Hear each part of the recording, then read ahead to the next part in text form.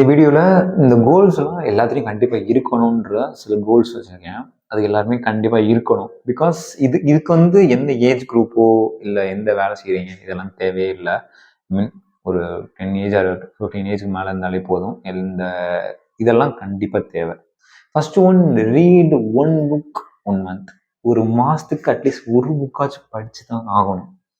அந்த ஒரு கோல் வச்சுக்கோங்க. ஏன் சொல்கிறேன் அப்படின்னா, அது நிறைய பெனிஃபிட்ஸ் இருக்கு. என்னோட பெனிஃபிட் ஃபர்ஸ்ட் என்னன்னா, நாலேஜ் ஏதோ ஒன்று கற்றுக்குறோம்.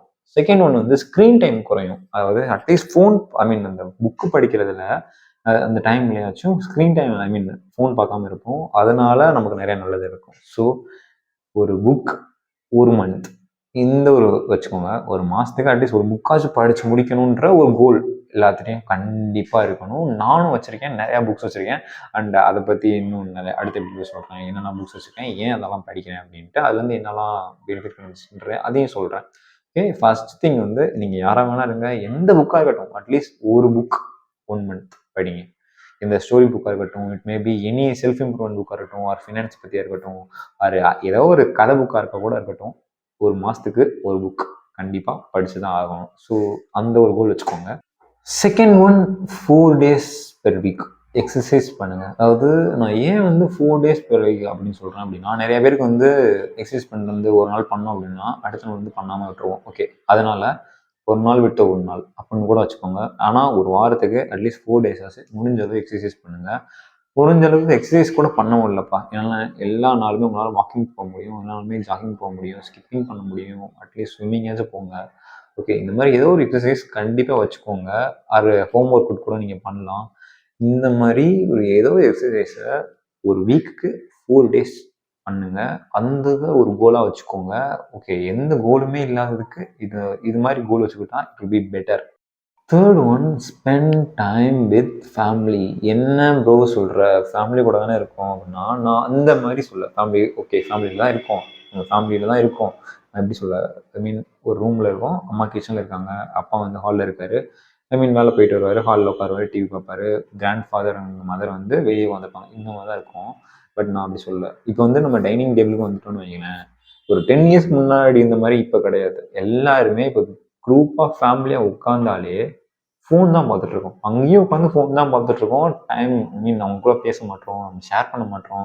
இந்த மாதிரி எந்த ஸ்டோரிஸுமே பேசாமல் ஒரு ஏதோ ஒரு ஃபீலிங்ஸு எதுவுமே சொல்லாமல் இருக்கிறதுக்கு, நடந்த எதுவுமே சொல்லாமல் இருக்கிறதுனால தான் நிறையா ஒரு சைல்டு அப்யூஸ்மெண்ட் கூட வெளியே வர மாட்டேங்குது. ஸோ முடிஞ்ச அளவு வெளியே சொல்ல பாருங்கள், அதுதான் பெட்டர். முடிஞ்ச அளவு இன்ட்ராக்டிவ் செக்ஷனாக போங்க, என்னம்மா நடந்துச்சு, இதெல்லாம் நடந்துச்சு அப்படின்னு நீங்களே உட்காந்து பேசுங்க. ஃபோன் இல்லாமல். நான் சொல்கிறதெல்லாம் டைம் ஸ்பெண்ட் பண்ணுங்க ஃபேமிலி கூட வித்தவுட் ஃபோன்.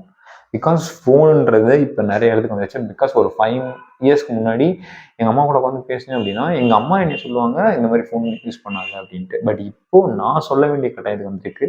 ஸோ ஃபோன் அந்த அளவுக்கு ஒருத்தவங்கள ஒரு மேனிபுலேட் பண்ணி அவங்கள அடிக்ஷன் ஆக்குது. ஸோ ஃபோன் இல்லாமல் ஃபேமிலி கூட டைம் ஸ்பெண்ட் பண்ணுங்க. அது ஒரு கோலாகவே வச்சுக்கோங்க. ஃபோர்த் ஒன், நம்ம ஃபேமிலி அதையும் சொல்லியாச்சு, அண்டு எக்ஸசைஸ் ஃபிசிக்கலுக்கும் சொல்லியாச்சு, அண்ட் நாலேஜ் கெயின் பண்ணுறதுக்கு புக்குக்கும் சொல்லியாச்சு.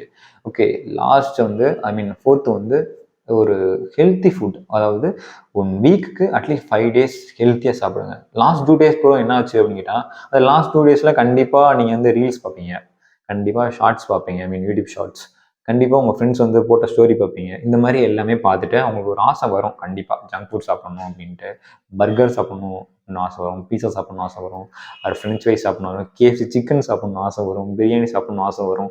இந்த மாதிரி எல்லா ஆசையும் வந்துகிட்டே இருக்கும். ஸோ அந்த ஆசையெல்லாம் எடுத்து வச்சுக்கோங்க. ஒரு 5 days நீங்கள் முடிஞ்ச அளவு ஹெல்த்தியான ஃபுட் சாப்பிடுங்க. ஓகே ப்ரோ, நான் 5 days அப்படியே நல்லா ஹெல்த்தியான ஃபுட் சாப்பிட்டு அடுத்த 2 நாள் நல்லா சாப்பிட்டேன் அப்படின்னா அது வெயிட் போடாதா அப்படின்னு கேட்டேன், கண்டிப்பாக வெயிட் போடும். பட் ஏனோ தானோன்னு, அதாவது இஷ்டத்துக்கு சாப்பிட்டு இருக்கிறப்ப விட ஏதோ ஒரு ஹெல்த்தியான ஃபுட் 5 நாள் சாப்பிட்டு அப்புறம் சாப்பிட்றதுன்றது இதை விட இது பெட்டராக தெரியுது.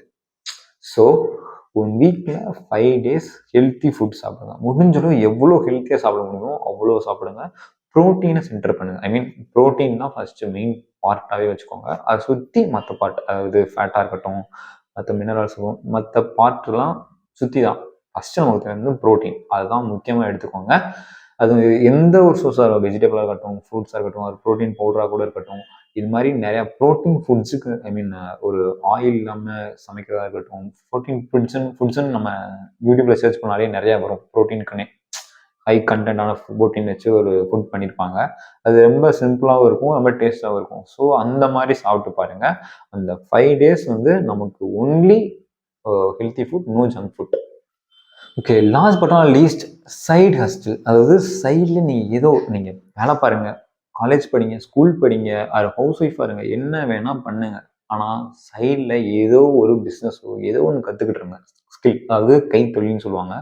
ஏதோ ஒரு விஷயம் கற்றுக்கிட்டுருக்கோங்க. என்ன அப்படின்னா, என்ன ப்ரோ அப்படி சொல்கிறேன் அப்படின்னா, நான் காலேஜ் போகிறேன், நான் வந்து ஈவினிங் 3:00 வந்துடுவேன். 3 to 4, 5 to 6, I mean 4 to 5, 5 to 6 அப்படின்னு பார்த்தோம் அப்படின்னா, கிட்டத்தட்ட ஒரு 5 ஹார்ஸ் வந்து என் கையில் வெட்டியாக இருக்குது. அதாவது சும்மா இருக்குது. நான் அந்த இடத்துல வீடியோ பண்ணுறேன். ஒருவேளை நான் வீடியோ பண்ணல அப்படின்னா, சைட்லெஸ் நான் என்ன பண்ணலாம் அப்படின்னா, ஏதோ ஒன்று கற்றுக்கோங்க. அட்லீஸ்ட் ஒரு டான்ஸ், ஒரு இன்ஸ்ட்ருமெண்ட்டை வாசி கற்றுக்கோங்க. இந்த மாதிரி நிறைய விஷயம் இருக்குது. சைடில் ஏதோ ஒன்று கற்றுக்கோங்க. அது பின்னாடி உங்களுக்கு யூஸ் ஆகும். இப்போ எக்ஸாம்பிள் பார்த்தோம் அப்படின்னா, ஹவுஸ் ஒய்ஃப்ஸ் நிறைய பேர் வந்து கேக் பண்ண ஆரம்பிச்சிருக்காங்க. அது வந்து அவங்க என்னதான் வேலைக்கும் போனாலும், ஒரு ஹவுஸ் ஒய்ஃப் மீன்ஸ் வீட்லயே இருந்தாலும் கூட, அவங்க வேலைலாம் முடிச்சுட்டு கேக்கும் பண்ண ஆரம்பிச்சிருக்காங்க. அது இப்போ பிஸ்னஸாவும் போயிட்டு இருக்கு. அது வந்து ஒரு வீடியோவும் யூடியூப்ல போடுறாங்க. அதுவும் இப்போ வந்து நிறைய வியூஸ் போய் அதுலயும் நல்லா காசு தான் வருது. ஸோ சைடு ஹஸ்டல் ஏதோ ஒன்று பண்ணுங்க. ஏதோ ஒரு நாள் அது வந்து உங்களுக்கு ஒரு பெனிஃபிட் தர தான் போகுது. ஸோ அதையும் தாண்டி நிறைய பேங்கிள்ஸ் இருக்கட்டும், பென்சில் டிராயிங் இருக்கட்டும், அண்ட் பெயிண்டிங்காக இருக்கட்டும், ஆர் இந்த ஓரிகாமி, ஐ மீன் நிறையா கிஃப்டாக இருக்கட்டும், பர்த்டே கிஃப்ட்ஸ் இதெல்லாம் பண்ணி விற்கிறாங்க. அது வந்து அவங்க சின்ன வயசு, ஐ மீன் ஒரு 2 இயர்ஸ்க்கு முன்னாடி அவங்களும் சின்னதாக ஆரம்பிச்சிருப்பாங்க, கற்றுக்கிட்டு அப்படி ஆரம்பிச்சிருப்பாங்க. அது இந்த இடத்துல இப்போ வந்து அவங்களுக்கு வந்து ரொம்ப யூஸ்ஃபுல்லாக இருக்குது. ஸோ அது மாதிரி சின்ன சின்ன சைடு ஹஸ்டல் கற்றுக்கோங்க. அதை வந்து கோலாக வச்சுக்கோங்க. நான் சொல்கிறதெல்லாம் ஃபாலோ பண்ண ரொம்ப கஷ்டம்லாம் கிடையாது. ரொம்ப ஈஸி தான். புக்ஸாக இருக்கட்டும், டெய்லி ஒரு 30 மினிட்ஸ் படிக்கலாம், அது 1 ஹவர் படிக்கலாம். படித்தா அது வந்து ஒரு பெருசானது தெரியாது. ஸோ எல்லா கோல்ஸுமே கண்டிப்பாக எல்லாருமே ஃபாலோ பண்ணணும்னு நான் நினைக்கிறேன். இதையும் தாண்டி நீங்கள் ஏதாச்சும் ஒரு கோல்ஸ் வச்சுருப்பீங்க, ஏதாச்சும் சேலஞ்சஸ் வச்சுருப்பீங்க, அதை நீங்கள் எனக்கு கமெண்ட் செக்ஷனில் கமெண்ட் பண்ணலாம். அண்ட் இந்த கோல்ஸ்லாம் ஃபாலோ பண்ண போகிறேன் அப்படின்னா, ஓகே ஃபாலோ பண்ணுங்கள். ஃபாலோ பண்ணி சக்ஸஸ் ஆகிட்டீங்க அப்படின்னா, இந்த வீடியோக்கு கமெண்ட் செக்ஷனில் கமெண்ட் பண்ணுங்கள். Let me know it. And thank you for வாட்சிங். இந்த வீடியோ கண்டிப்பாக உங்களுக்கு பிடிச்சிருக்கும்னு நினைக்கிறேன். லைக் பண்ணுங்கள், கமெண்ட் பண்ணுங்கள், ஷேர் பண்ணுங்கள், சப்ஸ்கிரைப் பண்ணிடுங்க. அண்ட் தேங்க்யூ ஃபார் வாட்சிங். நெக்ஸ்ட் வீடியோவில் பார்க்கலாம். பாய்.